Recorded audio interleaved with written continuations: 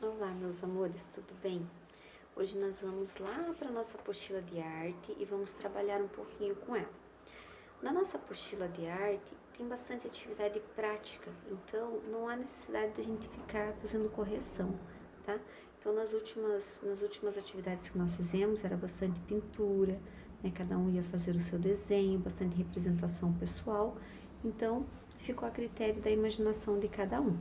Hoje nós vamos então para o capítulo 2, a de arte, né? Ó, arte e paisagismo na página 23, tá? Então lá na página 23, vocês têm esta imagem, né? A da Pro é um pouquinho menor, porque aqui no livro da Pro vem outras explicações, então o da Prof é um pouquinho menor, mas vocês têm esta imagem no livrinho de vocês aí. E ele diz assim, que neste capítulo você vai identificar a jardinagem como uma forma de expressão artística e cultural, reconhecer formas geométricas da natureza, entender o paisagismo como forma de preservar e valorizar espaços e associar paisagismo com arte e arquitetura. E aqui diz assim, olha, você tem um jardim em casa? Né? Aqui na casa da Pro, que hoje a Prof está gravando o vídeo aqui de casa, porque a Prof precisou ir ao médico, alguns exames de rotina por causa da gravidez e tal. Então, aqui na casa da Pro, a Prof não tem jardim. O que a Prof tem são, assim, plantas, né, que a Prof tem em vasos, porque aqui é só calçada. Então, nós não temos nem um jardim em casa. Não que a Prof não goste, porque a Prof adora mexer, assim, com terra e com planta, mas aqui nós não temos a possibilidade de ter um jardim. Então aqui ele pergunta, né, quem que tem um jardim em casa? Porque é um ambiente tão gostoso, é um ambiente que nos traz tranquilidade, que nos traz paz, né? Então é bem gostoso a gente ter um jardim em casa quando possível. Na página 24, vocês irão observar a ilustração de uma cidade atual. Então lá na página 24 nós temos esta ilustração. Então, eles pedem assim, para que você observe e depois desenhe um jardim ao lado e na frente dos prédios. Depois, você vai pintar toda esta imagem, tá? Na página 25, as cidades. Então, aqui está falando que antigamente as cidades, elas tinham na maioria casas baixas, né? E muita área verde. Então, além das casas baixas, elas tinham bastante árvores, os lotes eram bem grandes, então havia essa possibilidade de ter bastante área verde, né? Estas foram substituídas em boa parte por grandes construções, prédios e edifícios. Então, né, devido ao desenvolvimento, ao aumento da população, né, então tudo isso precisou se otimizar o espaço. Então, onde havia uma casa, foi construído prédios e feito apartamentos onde, né, várias pessoas morariam. Então, por isso dessa mudança. Então, aqui tem duas imagens que vocês irão observar, né, uma cidade antiga e uma cidade atual, com todo o seu desenvolvimento, tá? Observar ali o tanto de área verde que tem, né, o espaço que tinha entre as casas. Então, façam essa observação aí nas imagens que vocês têm no livro de vocês. Na página 26, ele diz assim, que com o passar do tempo, as cidades modificaram-se, ficaram mais modernas. Converse com seus pais ou avós, né? Quem tem como ligar para o vô, para a avó, que às vezes vive junto, né? Pergunte-lhes sobre as diferenças entre as paisagens atuais e as de antigamente. Registre o resultado da sua pesquisa a seguir. Então, vocês vão perguntar, vó, como que era antes? Tinha tanta casa, né? As pessoas derrubavam tantas árvores para construir, ou tinha mais espaço para plantar? Porque antigamente as pessoas, elas mesmas plantavam a horta, né? Então elas tinham a verdura ali fresquinha, porque tinham espaço para isso. E hoje as pessoas não têm mais nem tempo e nem esse espaço como era antigamente. Então vocês irão perguntar e vão registrar ali essa pesquisa de vocês, antigamente e atualmente, tá? Aí, espaços livres das cidades. Percebe-se que as cidades mudaram muito com o passar do tempo, sendo necessário organizar novos espaços para o lazer e o trânsito com segurança. O surgimento do automóvel exigiu modificação da paisagem urbana. Então, ele pergunta para vocês, quais espaços urbanos você conhece? Escreva o nome de todos que lembrar. Então, vocês vão escrever aqui a rua, o parque, o shopping, a igreja, a calçada, tudo que vocês lembrarem, vocês podem descrever aqui que seja espaço urbano, tá bom? Na página 27, conheça melhor os jardins. Jardim é um espaço onde se cultivam flores e plantas ornamentais, que pode ser construído em terreno urbano particular. Ele se tornou tão popular ao longo do tempo que algumas pessoas começaram a estudar a melhor maneira de construí-lo. O profissional que planeja a sua construção é o paisagista. Então, se às vezes a pessoa, né, ela quer um jardim, mas ela não tem tanto tempo para elaborar, ou ela não tem tempo para ficar ali cuidando, então ela contrata essa pessoa que é um paisagista, né, que é um artista que compõe jardins de forma harmoniosa. Então ele vai ver o espaço que você tem e vai ver ali qual que é a planta mais adequada para esse espaço, se é uma planta que precisa mais de sol, às vezes o seu espaço não pega tanto sol, então tudo isso ele vai, né, ver ali para que ele faça da melhor forma possível. Então, do ladinho diz ali que o paisagista é um artista que compõe jardins de maneira harmoniosa, geralmente plantando espécies vegetais, flores, árvores. Alguns jardins são considerados verdadeiras obras de arte. Então, se vocês observarem aqui na imagem que vocês têm 3 imagens. Então, nós temos aqui imagens que eles fazem até esculturas, né, em determinados tipos de árvores. É possível até fazer esculturas. Então, por isso que ele diz ali que é uma obra de arte mesmo, né? Além de ser uma obra de arte divina, que é criada, essa natureza toda criada por Deus de uma forma maravilhosa, ainda é uma obra de arte porque o homem consegue transformar e deixar ainda mais bonito, né? Mais aconchegante, um lugar mais harmonioso. Tá? Na página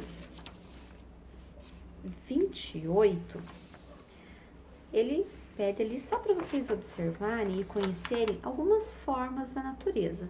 Então, ali, são formas mesmo que ele compara com formas geométricas, né? Então, uma árvore com forma cônica, uma árvore com forma de cálice e uma planta com forma esférica, né? Então, é ali a comparação com as formas geométricas e com os tipos de plantas que está aqui, apenas para fazer essa comparação mesmo, tá? Na página 29, ele dá uma dica assim para a gente fazer um jardinzinho de massinha. Então, quem tem a massinha em casa, né, pode estar fazendo, pegando um pedaço de papelão, conforme ele cita aqui, né? E daí você vai moldar as suas plantas e depois vai montar ali. Então, faça a modelagem com massa no formato de plantas. Pinte uma placa de papelão com guache verde. Modele plantas nos formatos que quiser. Depois de seca, colhe-as sobre o papelão, organizadas em forma circular, retilínea, ondulada ou outra de sua preferência. As cores mais comuns de folhagens são os diversos tons de verde, além de amarelo, marrom, dourado, vermelho e roxo. Para compor as plantas, podem-se usar vários elementos: muro, painel, cascalho, pedra, escultura e água. Então, vocês irão fazer aqui um jardim, né? Um jardim feito com massinha, e vocês podem explorar também outros materiais que seja de acesso fácil para vocês. Então, se tem uma pedrinha, eu posso colocar. Se eu tenho um gel de cabelo para me imitar um lago, eu posso fazer, né? Então, aqui vai partir da imaginação de vocês para criar esse jardim, tá? Jardins modernos. Quem que já foi lá no Jardim Botânico em Curitiba? Acredito que a maioria já conhece o Jardim Botânico.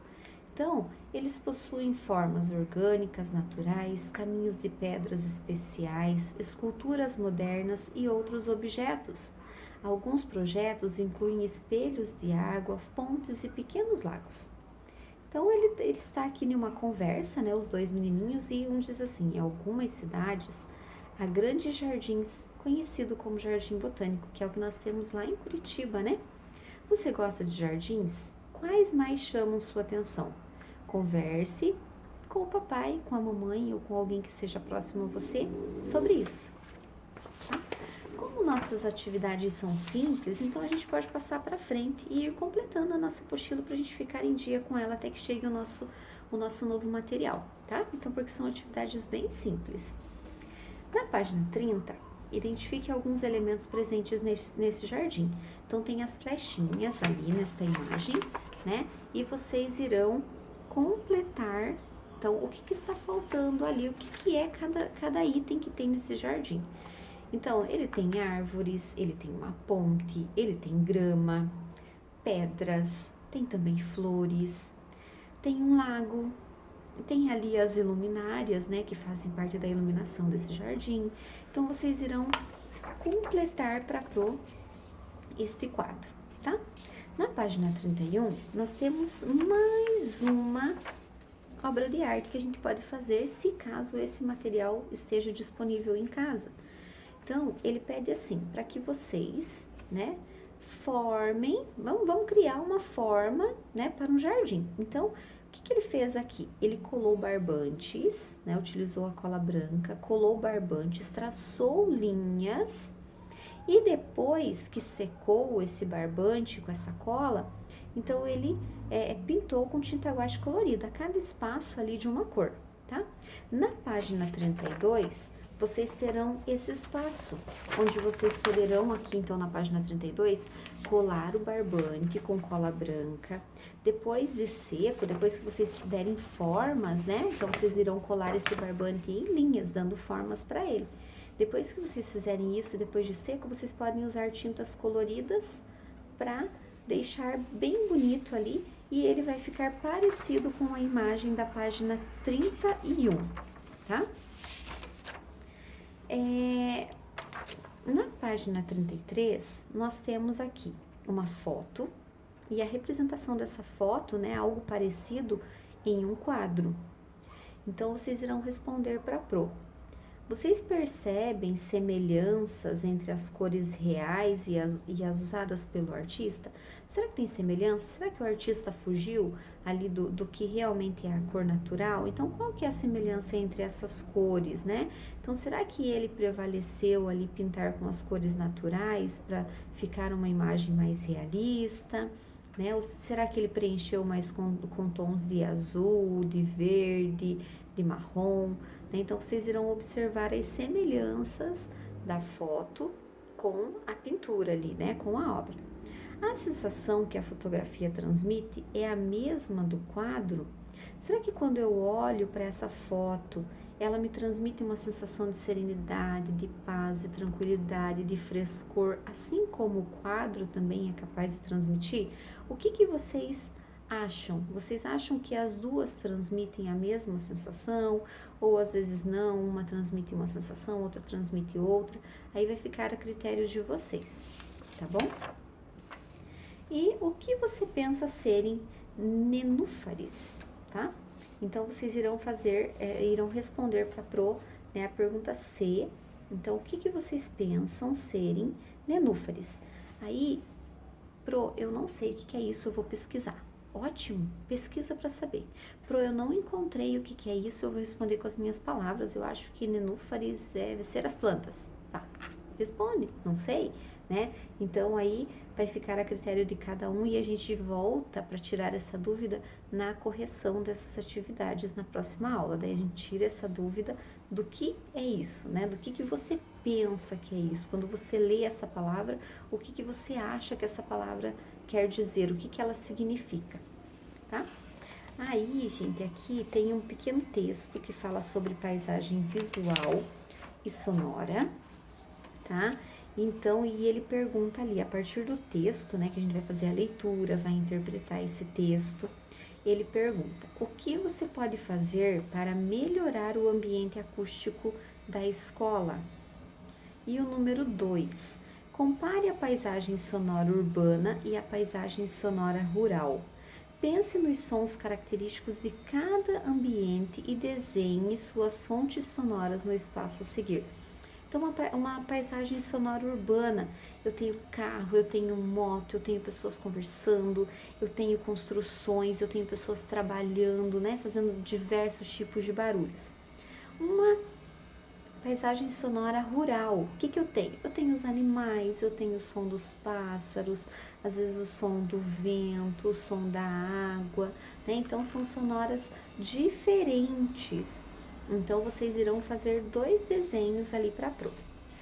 Quinto ano, a última atividade nós não iremos fazer, né? A não ser que em casa você tenha essa disponibilidade com o pai, com a mãe, de criarem um pequeno jardim em casa, aí é a critério de cada um. Se vocês acharem a ideia bacana para fazer em casa junto com o pai e com a mãe, aí fica a critério de cada um. Porém, é uma atividade que a prof não pode exigir, porque além de precisar de vários materiais, né, a gente não tem o espaço e não tem como fazer então juntos. Então, é uma atividade que vai ficar a critério de cada um. No mais, nós trabalhamos, né, o capítulo completo. Por quê? Porque são atividades bem simples, são atividades mais de respostas, né, atividades que vocês irão pesquisar, ou fazer uma entrevista, ou fazer uma leitura. Então, são atividades simples. E como nós temos uma aula por semana, vocês ainda têm aí uma semana, né, para executar essas atividades com calma, com tranquilidade. Então façam bem caprichado, bem bonitinho, não é porque nós não estamos em sala de aula, né, que a gente vai fazer as coisas tudo de qualquer jeito. Façam com bastante carinho, porque a prof está gravando as aulas para vocês com bastante carinho. Então caprichem nas atividades, tá bom? Semana que vem nós voltamos na sexta-feira com mais uma aula, tiramos a dúvida daquela palavra, tá? E daí pegamos já com um novo material. Aí nós vamos dar continuidade ao nosso trabalho de arte, tá bom? Um beijo e até a próxima aula.